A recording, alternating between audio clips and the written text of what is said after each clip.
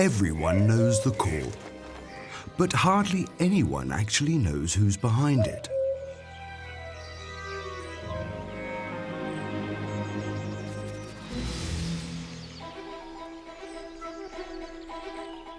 The cuckoo makes a point of staying out of sight. They smuggle their eggs into strangers' nests instead of raising them themselves. No wonder they have few friends in the bird world. They have their offspring brought up by others, by dainty singing birds. But this is what's really odd. This deception is never revealed. Even smart birds like crows tolerate a cuckoo in their nest. But why?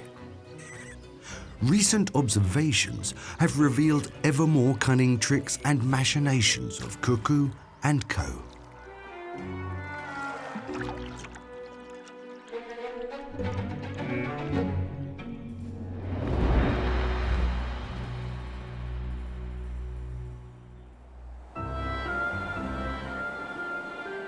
A small pond area in the north of Germany, with a stock of trees and reeds.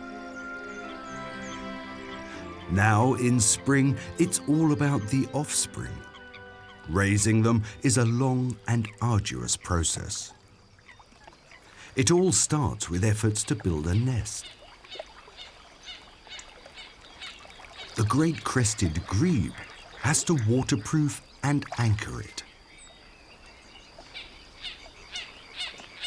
On top of that, there are the bothersome, aggressive neighbours who want to prevent the new home at all cost.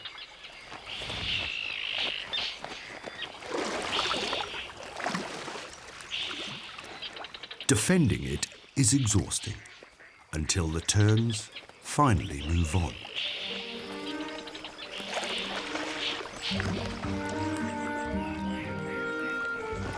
The young birds need care and protection. They are helpless nestlings and they're insatiable.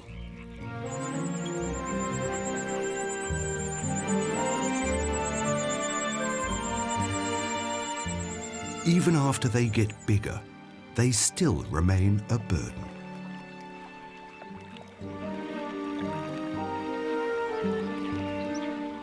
It's always a wonder what parents invest in their children, in terms of care, energy, and time.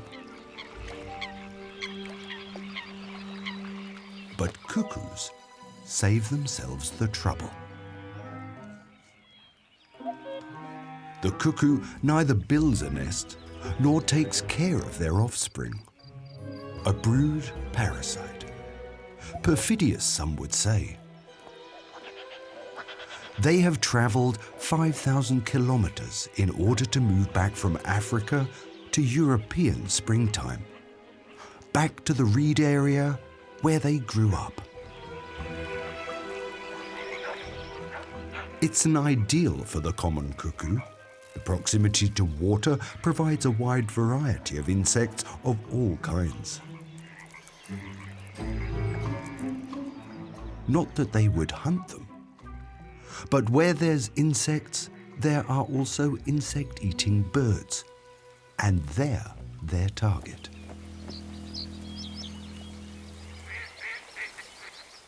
And they all hate the cuckoo.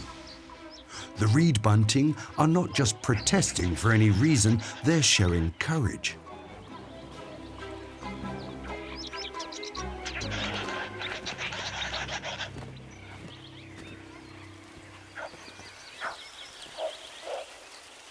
The cuckoo takes it calmly.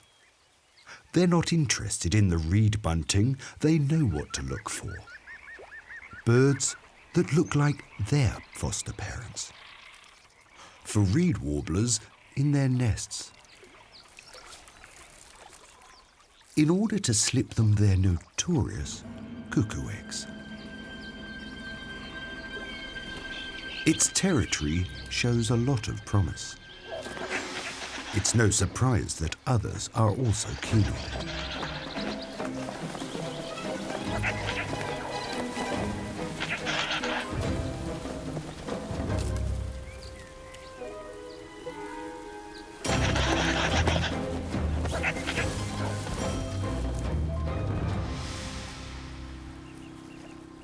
At the end of the day, the cuckoo hen has made it clear who's in charge of this territory, including all the nests between the reeds.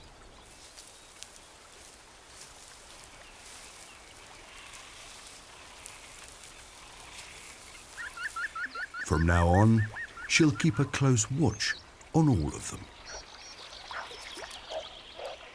Here it's still early days. The reed warblers are still building. This nest is different. Breeding has just started. The best time to make her move. But there's a problem. The first time they bred, these little birds already learned what their eggs looked like. Like this, with grey spots. Any other egg would be suspicious. What to do? She waits for the moment when the couple leave the nest. Now.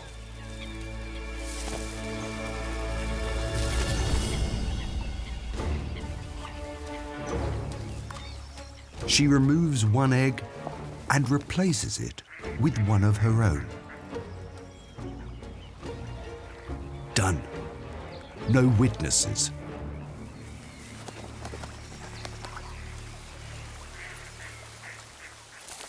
When the reed warblers come back, everything seems the same. There are still 4 spotted eggs. One of them may be a bit bigger, but so what? A slight hesitation, some doubts maybe. But then, the deception has worked. The egg forger has delivered the goods. Each cuckoo hen specializes in one type of egg. Some deceive red-backed shrikes, so their eggs look like red-backed shrike eggs. More or less. Others have targeted common redstarts and actually lay bluish eggs like their host birds. These are much harder to distinguish even for humans. And what about when the forgery isn't really up to scratch, like in this nest? It belongs to a marsh warbler, who hasn't been even bothered about the unusual cuckoo's egg thus far. Marsh warblers look a lot like reed warblers, but they don't breed up between the reeds. They're further down, hidden between the stinging nettles. Everything is A-OK in the nest, or so it thinks. But then something unexpected happens. This call seems to shake him up. It's getting its hackles up. The cuckoo has no business here.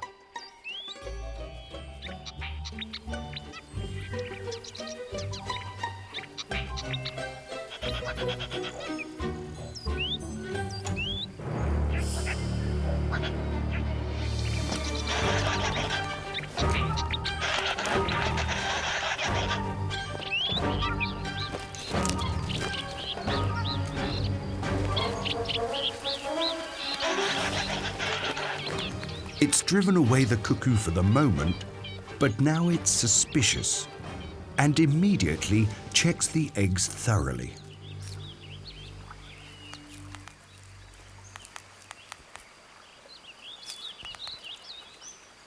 One of them, the slightly bigger one, looks a bit fishy.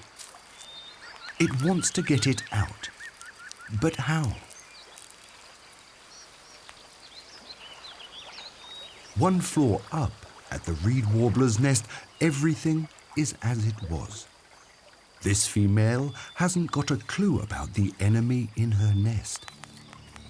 Unlike the marsh warbler, it's fully determined to hack open the egg. The shell is extra thick, like all cuckoos' eggs. But in the end, there's the breakthrough.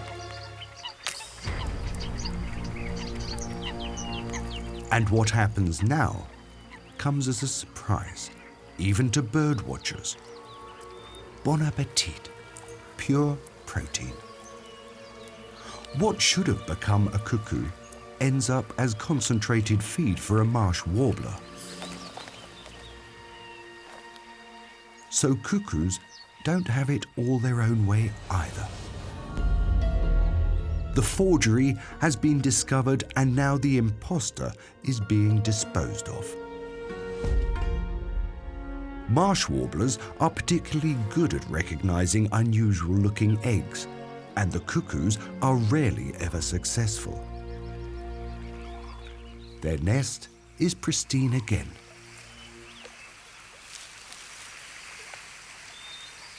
The competition exists ever since there have been cuckoo birds.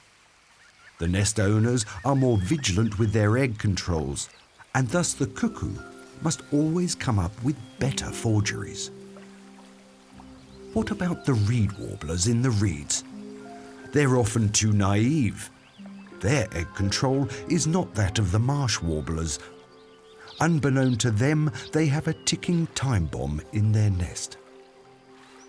The cuckoo's reputation has never been the best. Some think they are devious or even evil. And yet there is a cuckoo bird which is held in fairly high esteem. An almost fairy tale-like case from Africa.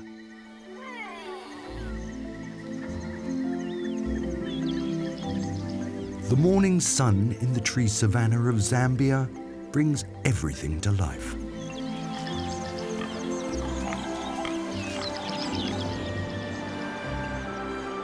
Only a few creatures shy away from daylight. Fruit bats are hanging in the trees, pulling their covers over their eyes.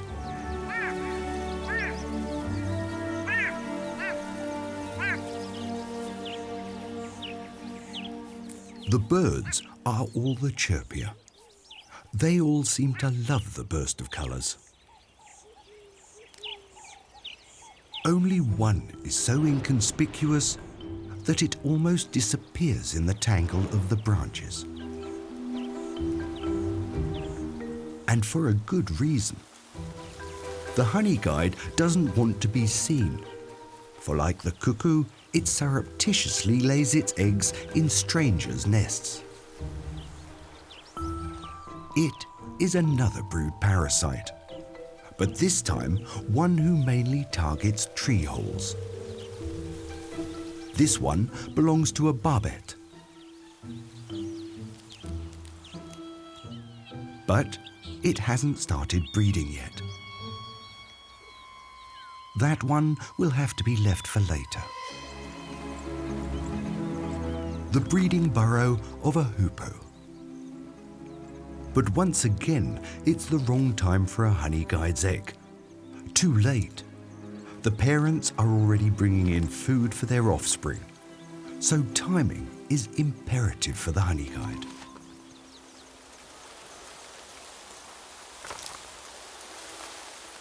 But for now, it's hungry, and it likes nothing better than beeswax. What a shame that it's barred from entering. The guarding bees would attack it. What to do? The honey guide needs helpers, and it knows how to get them.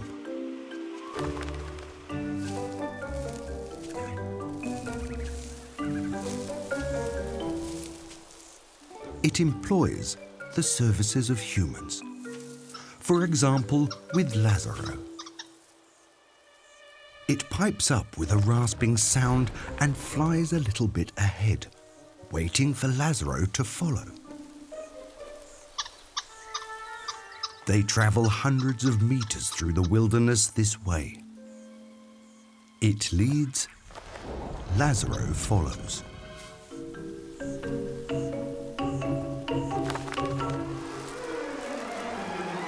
Their destination has finally been reached. Fire makes smoke, and smoke calms bees. a trick as old as humankind. And that's how Lazaro can locate the honeycomb as well. However, it was the bird who found the path. No wonder the locals like it.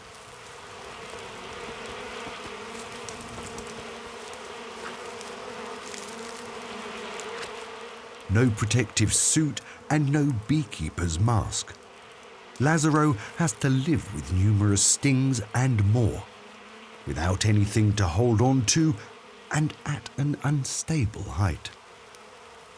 The bees will cope with the loss and replace the honeycomb. The man gets the honey, and the bird gets its reward.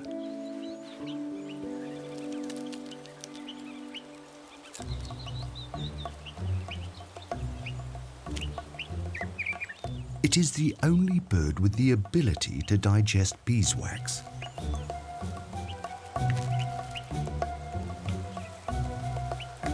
An ideal partner, but it insists on fairness. Without its share, it would soon cease its cooperation. A joint enterprise with profit. For everybody.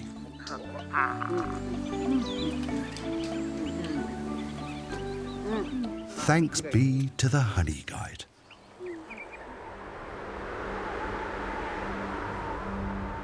But it has another dark side.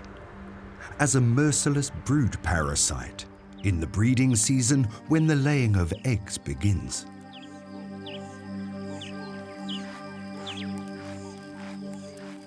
Digging and burrowing is taking place all around the tree savanna.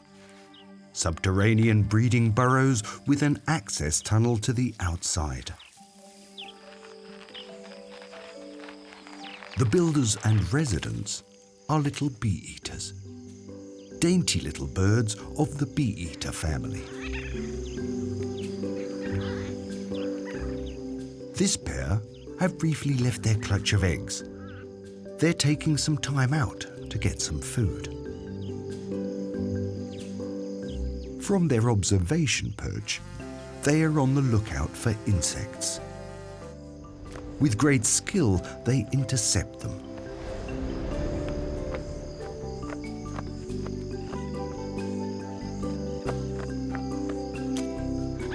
Then it's time to quickly head back underground. Through the narrow tunnel to the breeding burrow, where 4 eggs are waiting. They can only make them out in the dark. An infrared camera is necessary to shed some light on this deep basement flat. At the very least, it seems to be a secure place. If only it wasn't for the honey guide with its bad intentions. It stakes out the burrows, a very time-consuming job. The savanna's entire ground is full of holes with dark entrances into the deep. The little bee-eaters come and go, unaware of the fact that they are being observed.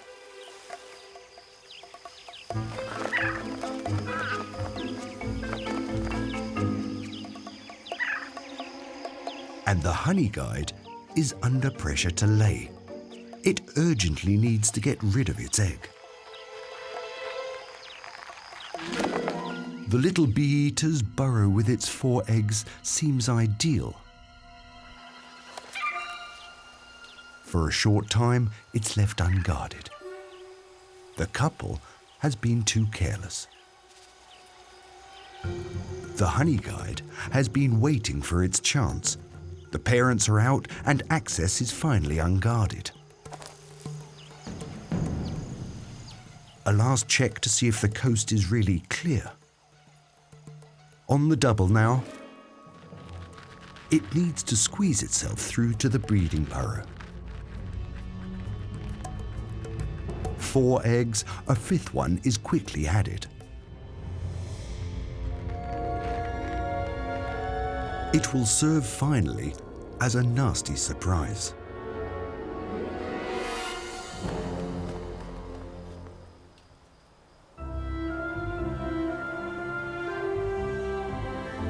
Back in the cuckoo's territory in Germany, at first sight, not much has changed.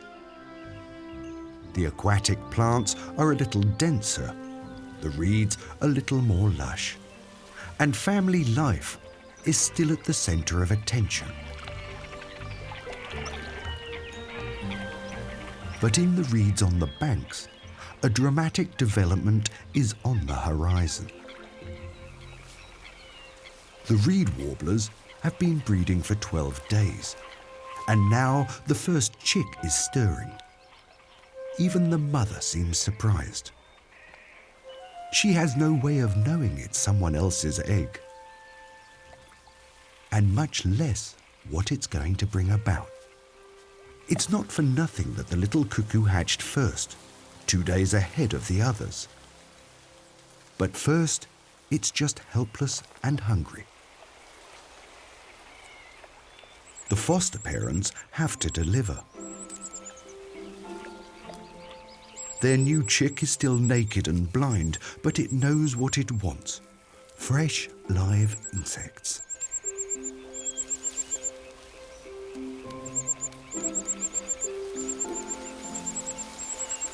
The next portion awaits already. Alone or together, the parents stuff everything into their offspring: grasshoppers, flies, dragonflies, beetles. After all, they want their chick to grow and get strong quickly. And it does just that, in excess. It starts tampering with the other eggs with full force. It is imperative to throw the competition out of the nest, even before it has hatched. A short break. Then the jostling is so strong that no more incubating is possible. The little cuckoo is taking command of the eggs.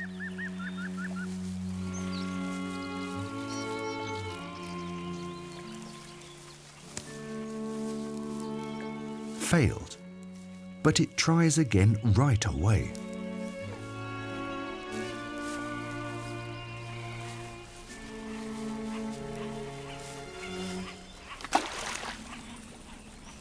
And another time, right under the clueless mother's nose.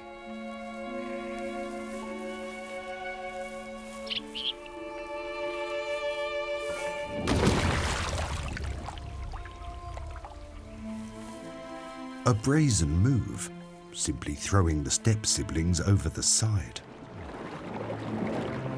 Too fewer mouths to compete for its food. The reed warblers don't see through what's happening here. Their only concern is the noisy, imploring chick. It weighs just about 3 grams. And it's hard to conceive that it has the strength to dispose of the last egg as well. Right over the edge of the nest. It doesn't have the ability to grip anything, and it's blind too. So how is this possible? The chick has a sensitive spot on its back, and anything it feels there, it will push out. It's an innate program. That little cuckoo, it seems, is not that friendly. But it could be even more brutal. In Zambia's tree savanna, the situation is coming to a head. Here, it was the honey guide that was deceiving others with its own eggs. And so far, the deception has gone unnoticed. The bee-eaters still seem to be oblivious.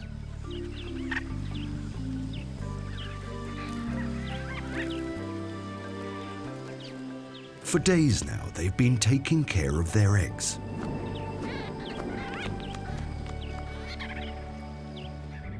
And in the darkness of their breeding burrow, they didn't notice the 5th egg. It's a normal breeding routine. Warm the eggs, turn the eggs. It's a question of patience. But finally, the time has come. The first chick fights to free itself from the shell. Again, it's a few days ahead of schedule.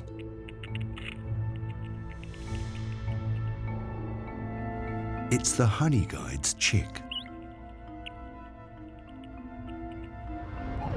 But for such a small chick, it has a sharp hooked beak, similar only to one like a bird of prey.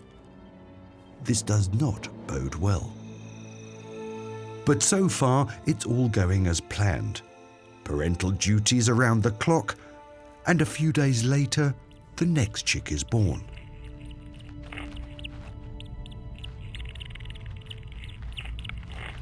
Weak, blind, and no hooked beak.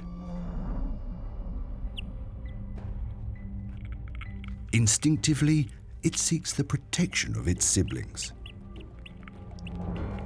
A fatal error.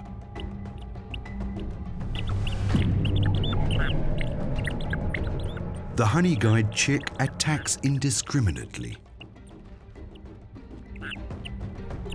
until the baby bee-eater, disturbingly to watch, succumbs to its injuries.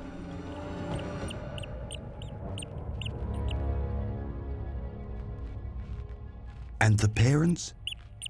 They continue going about their business as if nothing has happened. They seem oblivious of the murderous act. Not even over the following few days, when they gradually lose all the other chicks. Until the honey guide has the sole monopoly on the food supply. The cuckoo achieves with its egg throwing what the honey guide achieves with its hooked beak. But 2 weeks later, the honey guide's beak is gone, along with its aggression. When it leaves the dark cave, it also sheds its dark side and turns into the lovable honey guide.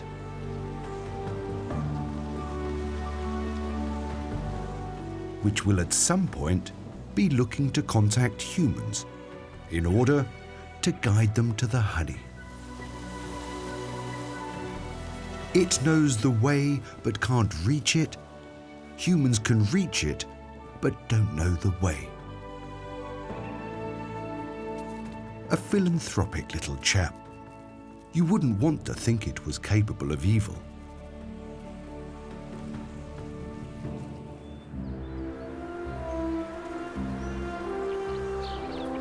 In Germany, spring has continued to unfold.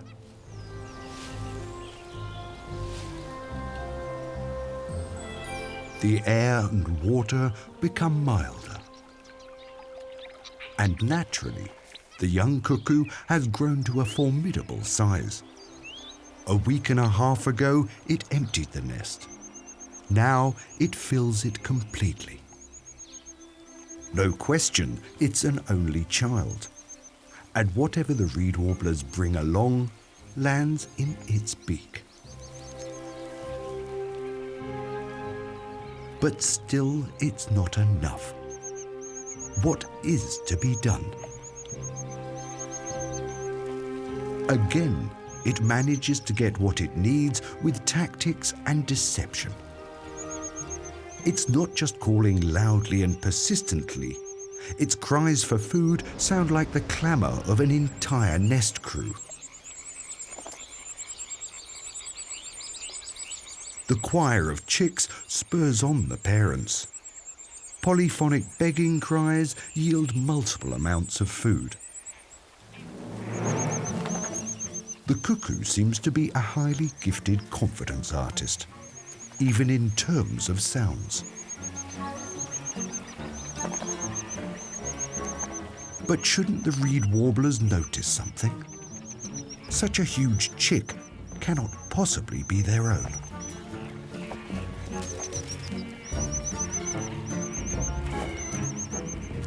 During their first breeding season, they learn what their eggs look like. Why not how their chicks look too? But that would be fatal. Fatal for all reed wobblers who were taken in by the deception of the cuckoo during their first breeding. They would regard their own chicks as aliens for life. They would reject them and let them starve to death because they look different from what they initially learned. Not a good solution.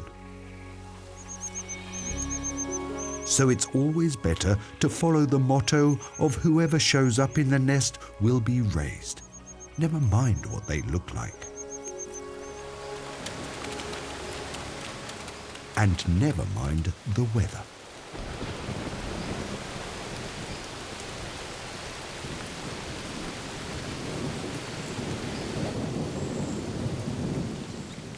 The little reed warblers know no limits.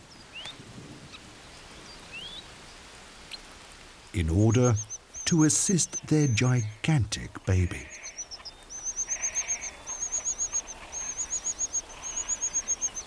Deception, manipulation, and plain cheating. Cuckoos seem to be on top of it all. But sometimes they make mistakes too. Even the honey guides of the tree savannah. They don't always choose the right burrow at the right time. And then everything can unfold in a totally different way. It's looking good for the little bee-eaters in this burrow. 2 healthy chicks have hatched.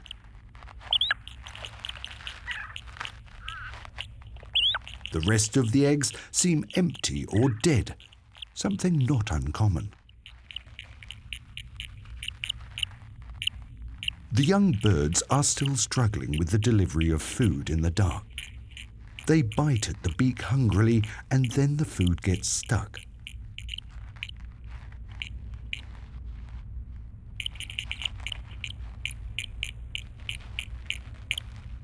But the parents are patient. They want their baby bee-eaters to have it as good as possible. Apparently, the honey guide has spared them. And yet, this story isn't over yet.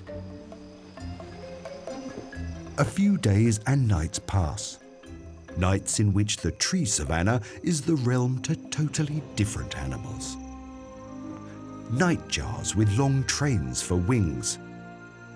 And now the true owners of the caves come out as well. The porcupines are just the subtenants. Here's the landlord himself. The aardvark only dares to venture out of its den at night.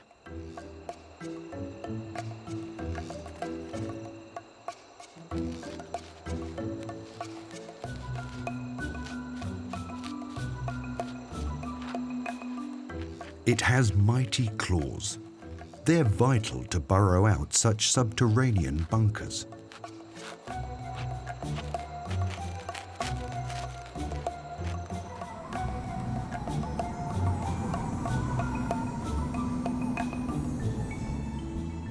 The nocturnal party comes to an end.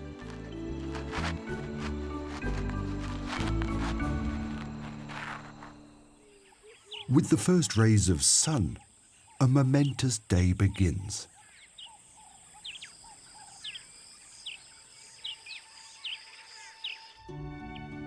The 2 little bee-eater chicks have grown. Their food delivery has worked out pretty well. And they quickly dash back out to get replenishments.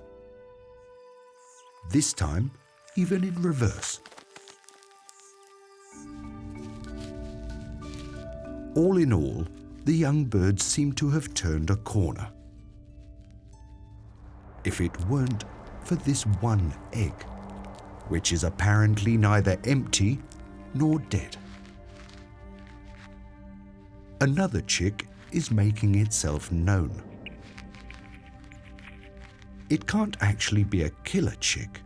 It would have hatched before the others.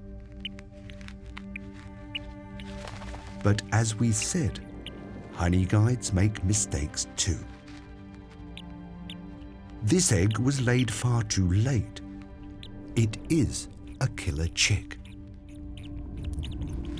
The hooked beak leaves no room for doubt. As soon as it's born, it starts. It tears into its step-siblings. It's an instinctive act.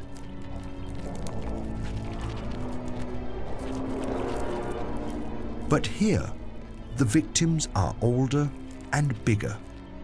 They try to shake off the killer chick. They drag it through the whole burrow. The parents suspect nothing.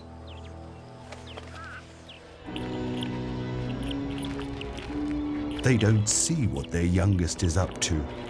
That biting is more important than cries for food.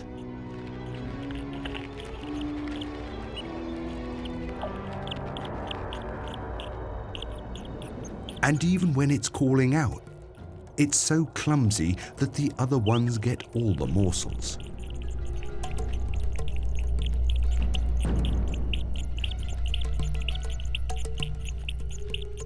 The little honey guide is falling further and further behind.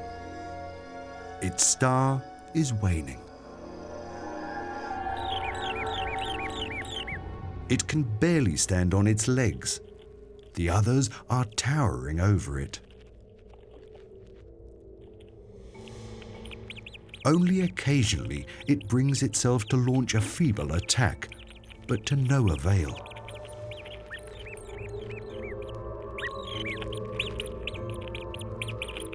On the contrary, the chick initially attacked seems to come to its senses and turns the tables. The little honey guide doesn't stand a chance. The revenge of the little bee-eaters is no less brutal than that inflicted upon them. Now it's they who turn the breeding burrow into a burrow of horror.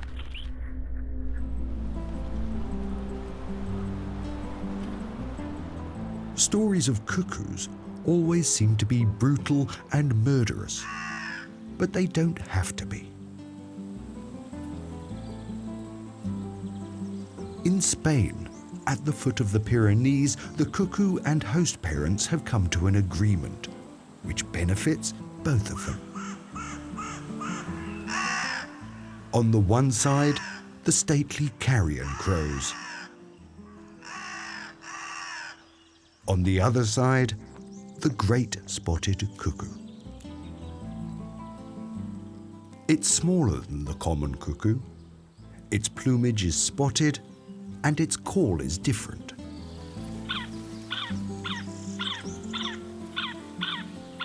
It also hails from Africa, but it only flies to Spain in springtime, as soon as there is enough food.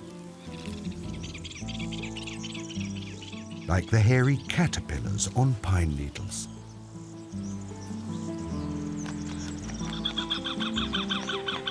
But first of all, they need to find a partner to mate with.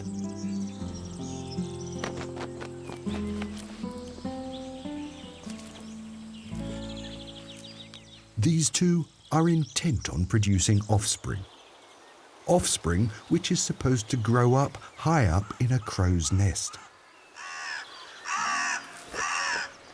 With birds that aren't only strong, but also considered to be smart and ruthless of all things, and who hardly ever let their nest out of sight, did the great spotted cuckoo really choose well?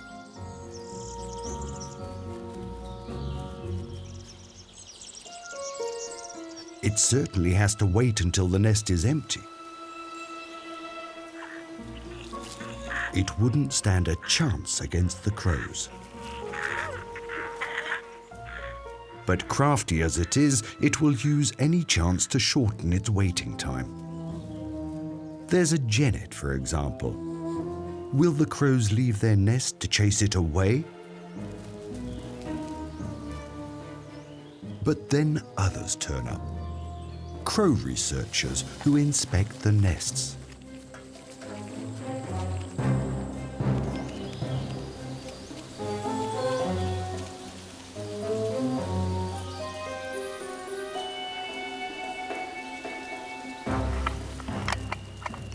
By now, when the ladder is against the tree, the birds have definitely become suspicious. They're ready to get themselves to safety.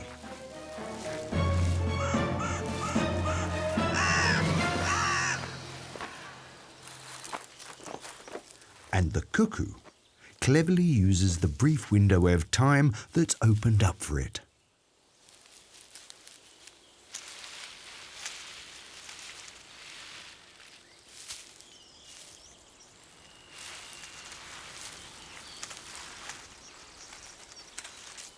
Time is of the essence now. The cuckoo's egg needs to be laid. Out with it.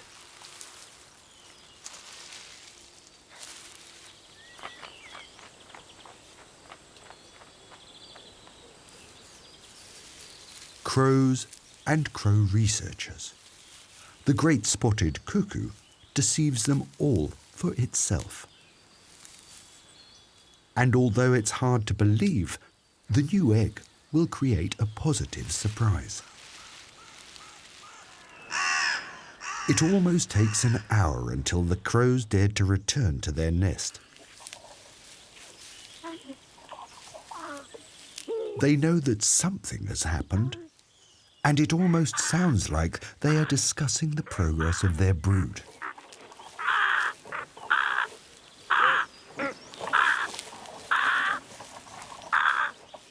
However, what actually awaits them is not such an unusual occurrence.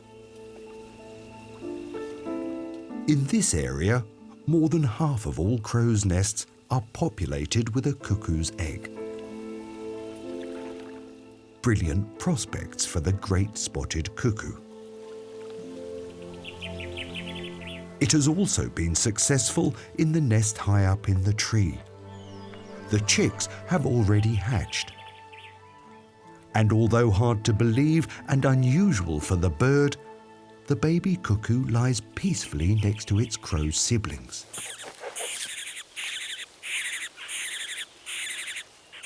It's being fed alongside them, the little one in front with the light tummy. Refuse is also part of its life. And off they go on the next food tour.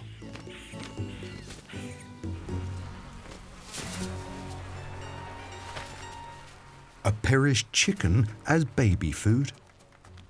They're not called carrion crows for nothing. The goitra is filled to the brim. Then someone stronger discovers the chicken stop.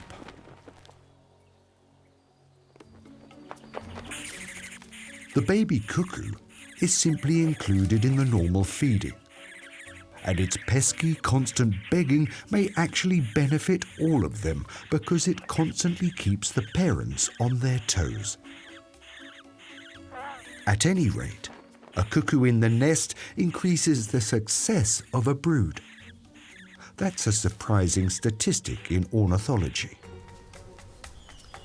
A cuckoo that's an advantage for its crow parents?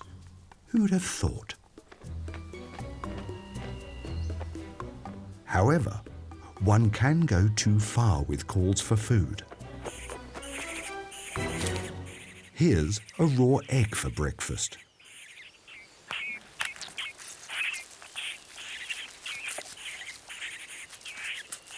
The little cuckoo has consumed the yolk and still doesn't stop its calling. It's annoying. It annoys the father so much that the dad at some point can't remember what's in the beak. And he feeds it to the baller. who is certainly no gourmet. It's spared all that. It's delegated all the kid stuff, and it's not the worst option for him. Even when the weather darkens. When the rain and cold are a problem for everyone, the little great-spotted cuckoo is safe and sound under a black feathery umbrella with all its step-siblings.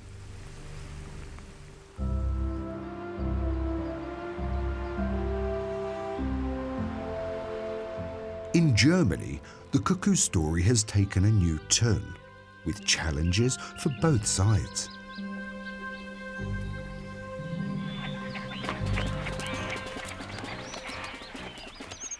It needs to get onto its own legs. The reed warbler's nest has become too small for it, and now it could fall into the water any time. Feeding is not getting easier either. It has become a challenge of great artistry for the foster parents.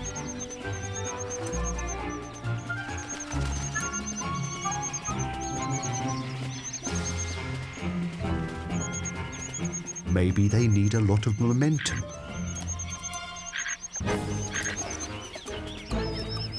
Buzzing like a hummingbird. An attempt to land on the back. Finally, it's successful. The cuckoo will never meet its real parents face to face.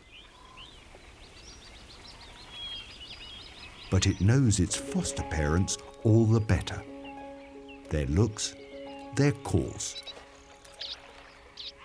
It's learned which area they live in, where and how they build their nest, between reeds at half height. It's becoming an expert on reed warblers, so to speak, and that is crucial for its future.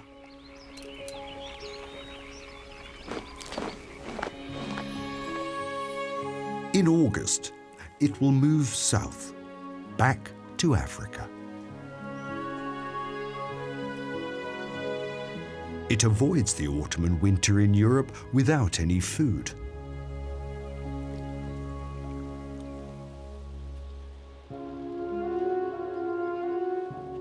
And when it gets back in spring, it will go back to the reed area it knows. Even if its eyesight isn't the best, it knows that there are reed warblers here.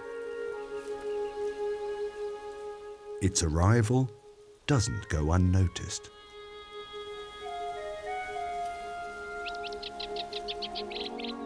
Not by the reed warblers either. They noisily try to keep it away. But to little avail. It will trick them again and slip its eggs into their nests. And why this meanness? Why don't they build their own nests? That decision was made millions of years ago, when cuckoos actually still built nests for their offspring. Even today they still collect nesting material for their females, an echo of former times.